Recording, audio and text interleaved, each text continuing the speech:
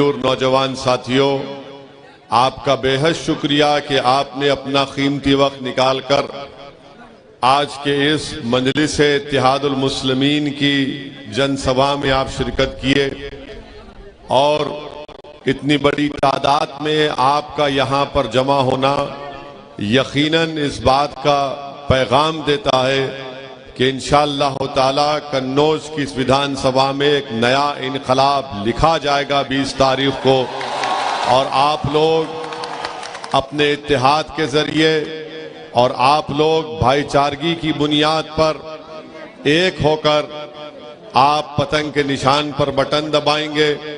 मैं कन्नौज की जनता से ये कहने आया हूं कि हमने ये तय किया कि भागीदारी परिवर्तन मोर्चा को अगर उत्तर प्रदेश की जनता अपनी दुआओं, वोट और आशीर्वाद से नवाजती है तो इंशाअल्लाह ताला भागीदारी परिवर्तन मोर्चा का पहला मुख्यमंत्री होगा, उसका नाम होगा बाबू सिंह कुशवाहा इंशाअल्लाह ताला।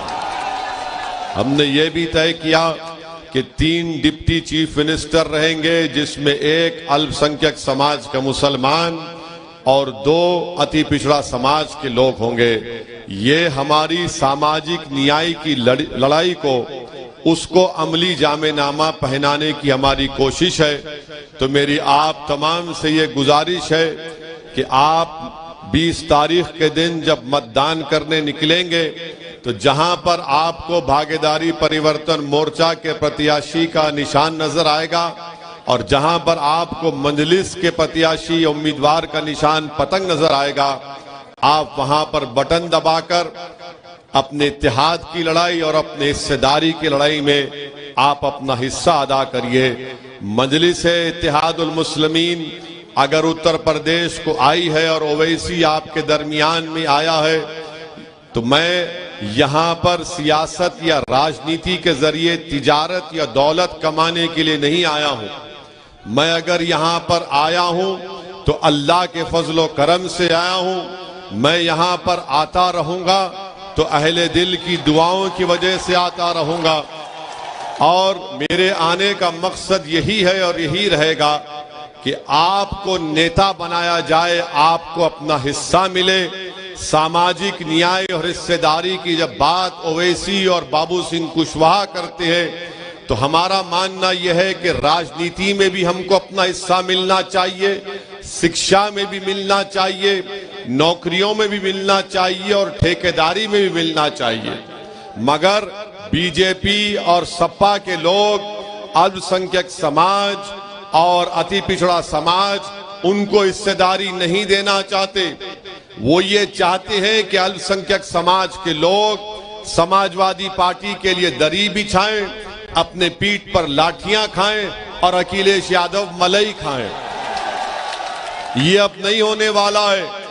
बीजेपी की सरकार सबका साथ, सबका विकास, सबका विश्वास ये चीखें मार मार कर कहती है, मगर बीजेपी के चीफ मिनिस्टर बाबा ने सिर्फ अपने ही समाज का साथ दिया, उत्तर प्रदेश में किसी और का साथ नहीं दिया।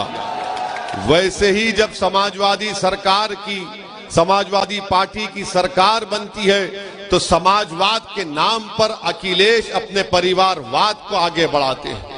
इसीलिए आज आपके दरमियान में एक विकल्प है और मैं अल्लाह का शुक्र भी अदा करता हूं कि मुझे बताया गया कि हमारी जनसभा के लिए जब मालूम हुआ समाजवादी पार्टी के लोगों को कि ओवैसी और बाबू सिंह कुशवाहा आ रहे हैं तो उन्होंने उन 2 मुकामात पर हमको वहां पर जगह नहीं दी जनसभा करने के लिए। मगर आप देखिए कि अल्लाह का इतना बड़ा करम है कि हमको जगह कहां मिली, एक वली के आस्थाने के सामने जगह मिली। हमको जगह कहां पर मिली, एक दरगाह शरीफ के सामने हमको जगह मिली और हजरत हाजी शरीफ रहमतुल्लाह अलैह की खानकाह और उनकी दरगाह के सामने इस दीवाने को जालिमों के खिलाफ आवाज उठाने की और मजलूमों के हक की आवाज उठाने का मौका मिला। तो मैं समाजवादी पार्टी के कमजोरों का शुक्रिया अदा करता हूं। इससे मुबारक जगह मुझे नहीं मिल सकती थी कन्नौज में। अब मैं जब अल्लाह से दुआ करूंगा तो अल्लाह को अपने नबी का भी वास्ता दूंगा और इस वली का भी वास्ता देकर दुआ करूंगा। तो मेरे अजीज दोस्तों और बुजुर्गों, ये हमारी पहली कामयाबी आपको हमको मिल चुकी है कि कन्नौज में आए हैं तो यहाँ पर दरगाह शरीफ में हाजी शरीफ के आस्थाने के सामने ये गुनाहगार खड़े होकर आपकी बात करने का मौका मिल रहा है। तीसरी बात यह है कि बीजेपी को इंशाअल्लाह ताला योगी और मोदी को अगर कोई हराएगा उत्तर प्रदेश में तो उसका नाम अखिलेश नहीं होगा, उसका नाम बाबू सिंह कुशवाहा होगा, बाबू सिंह कुशवाहा होगा। और मैं कन्नौज की विधानसभा के तमाम जिम्मेदारों से, यहाँ की माँ और बहनों से, यहाँ के बुजुर्गों से, यहाँ के नौजवानों से, यहाँ के गरीबों से, यहाँ के अति पिछड़ा समाज के जिम्मेदारों से अपील कर रहा हूँ कि ओवैसी और बाबू सिंह कुशवाहा एक जगह खड़े हो गए हैं, अपने दिलों को मिला चुके हैं। अब आपको भी 20 तारीख को ओवैसी और कुशवाहा को कामयाब करना है ताकि उत्तर प्रदेश में सामाजिक न्याय की लड़ाई को हम लोग आगे लेकर जाएं और आपको अपना हिस्सा दिलाएं।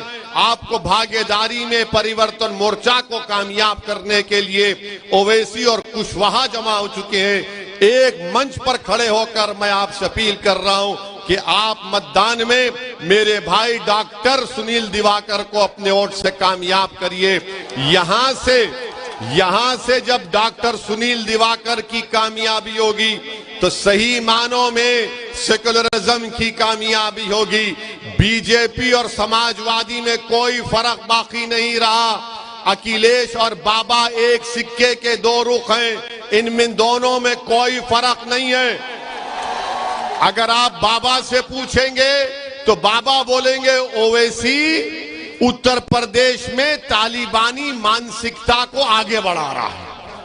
अगर आप अखिलेश से पूछेंगे कि बताओ जो मुस्लिम खवातीन अपनी पसंद से अगर हिजाब और निकाब पहनती हैं तो अखिलेश बोलेंगे सुनाई नहीं दे रहा है। देखा आपने वीडियो को वो अखिलेश का। अब कब तक इतर लगाएंगे अखिलेश को? मुझे लगाओ इतर, मैं तुम्हारी खुशबू को पूरे उत्तर प्रदेश और पूरे देश में लेकर जाऊंगा। अब इतर लगाना छोड़िए, अब इतर मत लगाइए समाजवादियों को। इनको आपके इतर की अहमियत नहीं मालूम, ना इनको खुशबू मालूम। ये सिर्फ गंदगी को फैलाना चाहते हैं, नफरत को फैलाना चाहते हैं। तो इसीलिए आपसे अपील करने आया हूं कि मुत्तहिद हो जाइए। ओवैसी और कुशवाहा पूरे उत्तर प्रदेश में एक होकर खड़े हो गए तो अखिलेश और बाबा की नींद हराम हो चुकी है। ये देख रहे हैं ये कौन है कि ओवैसी और कुशवाहा एक जगह खड़े हो चुके हैं। तो इनको समझ में नहीं आ रहा कि कैसे इनको रोका जाए। मगर याद रखो इंशाअल्लाह ताला अब हम रुकने वाले नहीं हैं। अब हम आगे बढ़ते जाएंगे और समाजवादी पार्टी के लोग हमारे जाने के बाद जैसा शैतान दिमाग में आके खुस करता है ना, वैसा बोलेंगे।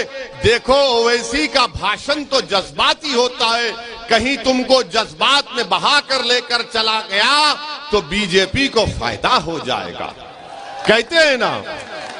अब हम समाजवादी पार्टी का जवाब आपको इस तरह देना है कि मोहतरम अखिलेश यादव की पत्नी 2019 का चुनाव कैसे हारी? हम तो नहीं थे।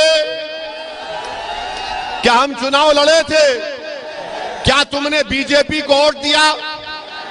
कितनों ने नहीं दिया? हाथ उठाओ, डरो मत। तब भी कैसे जीत गया बीजेपी वाला?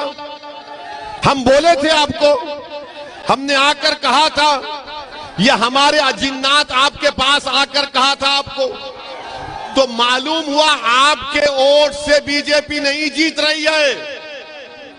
आपके वोट से बीजेपी नहीं जीत रही है। अखिलेश यादव का वोटर नरेंद्र मोदी का चेला बनकर गोद में बैठकर चाय पी रहा है। अपने वोट की अहमियत कब होगी? आपके वोट की अब उत्तर प्रदेश में अहमियत नहीं है। अगर उत्तर प्रदेश में कन्नौज में आपकी वोट की अहमियत होती तो ताहिर हुसैन को अखिलेश घर में नहीं बिठाता। ये बात सच है या झूठ है बोलो। ताहिर हुसैन की अगर अहमियत होती तो ताहिर हुसैन इलेक्शन लड़ता, मगर अखिलेश के पास न ताहिर की वोट की अहमियत है न आपके वोट की अहमियत है। ओवैसी कह रहा है कि जब ओवैसी और कुशवाहा एक जगह खड़े हो गए तो आपको अपने वोट की अहमियत जताने का मौका मिल रहा है। कैसे मिल रहा है? सपा को हराओ, बीजेपी को हराओ और यहां से डॉक्टर सुनील दिवाकर को कामयाब करो। यहां से आप ओवैसी और कुशवाहा की जोड़ी के हाथ को मजबूत करो। उत्तर प्रदेश में सामाजिक न्याय का इनकलाब हम बर्पा करेंगे। मैं पूछना चाह रहा हूं, जो लोग कहते हैं कि ओवैसी अब भड़काऊ भाषण से ध्रुवीकरण की राजनीति करता है, कहते हैं ना, ये ध्रुवीकरण करता है। अब हम उनसे पूछना चाह रहे, बताओ क्या उत्तर प्रदेश में बात सच नहीं है कि 5 साल बाबा को मौका मिला, 5 साल अखिलेश को मिला, कई मर्तबा बहन मायावती को मिला, मुलायम सिंह यादव को मिला, मगर बताओ उत्तर प्रदेश में मुस्लिम अल्पसंख्यक समाज की हमने एक बाजाब्ता माहिरीन एक्सपर्ट्स को बिठाकर एक स्टडी करवाई जिसमें ये बात मालूम हुई। क्या मालूम हुई? पूछो समाजवादी बीजेपी वालों से कि उत्तर प्रदेश में सबसे गरीब अगर कोई है अल्पसंख्यक समाज का मुसलमान है। सबसे ज्यादा बेरोजगार अगर कोई है तो अल्पसंख्यक समाज का मुसलमान है। सबसे कम 2 एकड़ जमीन किसी के पास है तो अल्पसंख्यक समाज का मुसलमान है। सबसे ज्यादा बच्चियां और बच्चे स्कूल के बाहर हैं तो मुसलमान समाज के। सबसे कम कोई ग्रेजुएट है तो मुसलमान सिर्फ 3% है। उसके बावजूद भी समाजवादी समाजवाद की बात करती है, बीजेपी सबका साथ सबका विकास की बात करती है। अरे बताओ, जब हमारे बच्चों को स्कूल नहीं है, हमारे बेटों को ग्रेजुएशन का मौका नहीं है, गरीबी में ज्यादा, बेरोजगारी में ज्यादा, तो कौन से समाजवाद और सबका साथ सबका विकास की बात बीजेपी और सपा करती है? मैं थालियां मारने के लिए नहीं कह रहा हूं, सोचने के लिए कह रहा हूं, ताकि जब आप इस जनसभा से उठकर जाएं तो इस दीवाने की बात का थोड़ा सोचो, फिक्र करो, अपने दिलों पर जोर डालो। याद रखो, भारत की राजनीति में गरीबों को, मजलूमों को, पिछड़ों को भीख मांगने से हक नहीं मिलता, लड़ने से मिलता है। और ओवैसी लड़ने के लिए तुम्हारे दरमियान में खड़ा है। क्या तुम मेरा साथ दोगे? क्या आप अपना साथ दोगे? ये आपकी लड़ाई है, मेरी लड़ाई नहीं है। मैं अपनी जिंदगी की फिक्र नहीं करता हूं। मेरी जिंदगी की कोई अहमियत नहीं है उत्तर प्रदेश के गरीब, कमजोर और मजलूमों के सामने। जालिमों ने गोलियां चलाई और यह समझा कि ओवैसी मर जाएगा, मगर जालिमों तुम फिर से चलाओ जब तक मेरा अल्लाह नहीं चाहेगा, जब तक जमीन और आसमान का बनाने वाला नहीं चाहेगा। तुम्हारी हजारों लाखों गोलियां मुझे छीन नहीं सकेगी। जिस दिन अल्लाह चाहेगा उस दिन दुनिया से सब जाएंगे, कोई नहीं बैठेगा यहां पर। मुख्यमंत्री, प्रधानमंत्री, ओवैसी सब जाएंगे, मगर जालिम ये समझा कि 4 राउंड गोली चलाने से आवाज खत्म हो जाएगी। हां, अगर ओवैसी मर भी जाता मगर तुम जिंदा रहते और तुमको मेरा पैगाम पूरे उत्तर प्रदेश में लेकर जाना पड़ेगा। क्या आप लेकर जाएंगे? क्या आप लड़ेंगे अपने हक के लिए? क्या आप मजलिस और भागीदारी परिवर्तन मोर्चा का साथ देंगे? मेरे अजीज दोस्तों और बुजुर्गों, 2 आखिरी बात। अभी आपने देखा कि हमको मीडिया ने बताया कि योगी सरकार के एक मंत्री ने हम पर गोली चलाने वालों के परिवार के पास जाकर उन्होंने एक बयान दिया कि ओवैसी पर जिन लोगों ने गोली चलाई उसकी तहकीकात होनी चाहिए। बाबा मित्रों, जरा ये तो बताइए, आपका मंत्री उनके परिवार के पास गया? वो जो वीडियो में वो लोग जो गोली चला रहे थे, एक लाल और एक सफेद शर्ट पहने हुए, वो किसके घर के दामाद थे? इतनी मोहब्बत इनको क्यों पैदा हो गई गोली चलाने वालों से? ये तो हमने कहा ये तो गोडसे की नाजायज औलाद है। ये संविधान पर भरोसा नहीं करते, बैलेट पर नहीं करते, गोली पर करते। तो बाबा ये बात अब मालूम हो चुकी है कि जिन्होंने हम पर गोली चलाई तुम्हारी सरकार का मंत्री जाकर उनकी तायीद कर रहा है। ये तुम्हारा माफिया राज से मुकाबला। सुन लो बीजेपी वालों, तुम तायीद करो गोलियां चलाने वालों की। हमने पार्लियामेंट में भारत की सबसे बड़ी पंचायत में खड़े होकर अल्लाह उसके रसूल को हाजिर नाजिर जानकर हमने कहा, जब तक असदुद्दीन ओवैसी जिंदा रहेगा, जब तक अल्लाह रखेगा, मुझे सिक्योरिटी की जरूरत नहीं है। मौत मेरी हिफाजत करेगी इंशाअल्लाह ताला। ये सरकार का मंत्री जाकर जो हम पर गोलियां चलाते हैं उनकी तायीद करता है। तो बाबा ये तो तुमको झूठा बोल रहा है, बीजेपी की सरकार को झूठा बोल रहा है। मेरे अजीज दोस्तों और बुजुर्गों, बीजेपी सिर्फ झूठ बोल सकती है। आपको याद होगा लखीमपुर खीरी में वो टेनी का बेटा अपनी जीभ से 4 लोगों को उनकी हत्या कर देता है, मगर वो मंत्री बरकरार है। आज योगी का मंत्री जो हम पर गोलियां चलाते उनके घर को जाता है। तो मालूम हुआ कि ध्रुवीकरण और तुष्टीकरण की राजनीति अगर कोई शुरू से करती आई है और करती रहेगी तो उसका नाम नरेंद्र मोदी और योगी आदित्यनाथ है। और उसके बाद हमसे कहते हैं कि तुम्हारी जान को खतरा है। अरे मेरे बाल को भी खतरा नहीं है, कुछ नहीं होगा इंशाअल्लाह ताला।